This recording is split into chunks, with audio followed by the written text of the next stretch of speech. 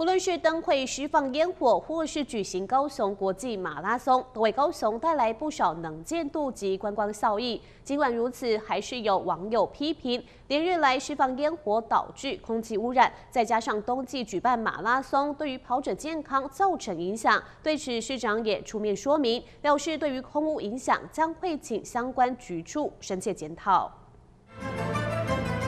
高雄灯会艺术节，高雄市首创大港烟火，接连3次烟火释放，吸引数十万人次前往参观。尤其最终场长达20分17秒的火花，更是让人看得过瘾。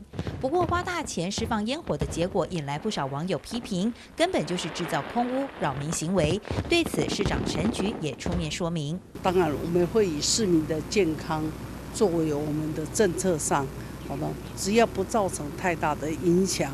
对我们的观光是有一些正面上的发展，那我们会要求相关的局处，他们在未来的评估上能够更精确。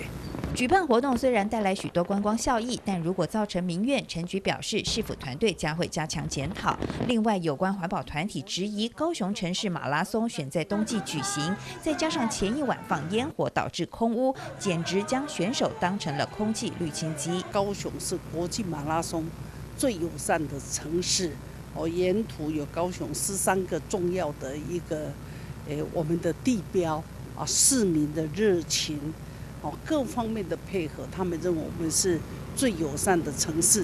但是空气的部分，专业的医师认为，以我们今天的空气，不会造成跑者任何他们在长跑的过程中任何健康的负担。